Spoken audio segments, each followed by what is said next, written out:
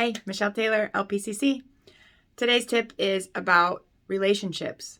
Relationships are like a job. Just like you would get up and you would prepare yourself to go to work and put on your best self and do your best work at work, you need to do the same thing in your relationship.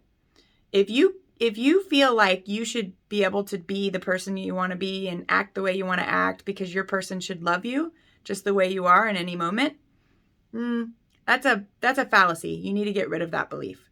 Relationships take work, and it takes you being your most optimal version of yourself moment to moment to moment with that person. If you let your guard down, just like at work, if you let your guard down and let a little bit of your dark side come out, chances are you're either going to get called into the office or you're going to get let go if it happens too much. You're going to get fired. Same thing with your relationship. If you let your dark side come out too much with your partner and you're not working on your relationship to be better, then you're going to get called into the office or potentially fired and let go. That's a choice that you guys have as a partner. They do not have to stay in a toxic relationship. So what you need to do is make sure that you schedule self-care time, relationship with self, to make sure that you have the energy and the focus and the care to be able to be your best self in your relationship or your second job. If you don't, you're going to be burnt out in your self. If you don't have self-care, you're going to be burnt out in your relationship and probably at work, not be your best self, and potentially get fired. So get rid of the belief that you can just be whoever you want to be in your relationship. No, you cannot. You must be on your best, most optimal version of yourself in your relationship.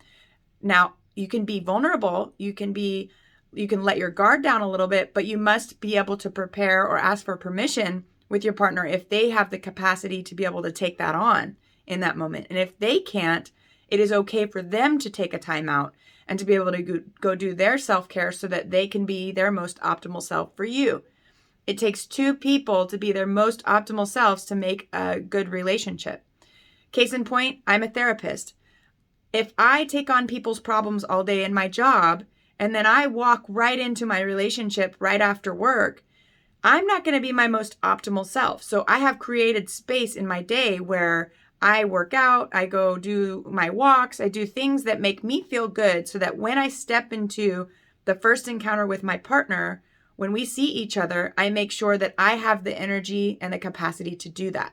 If I don't, I'm walking in half of me, probably going to get triggered by little things, and they're going to set me off, and I'm going to react or respond in my dark side. So be your best, most optimal self in your relationship.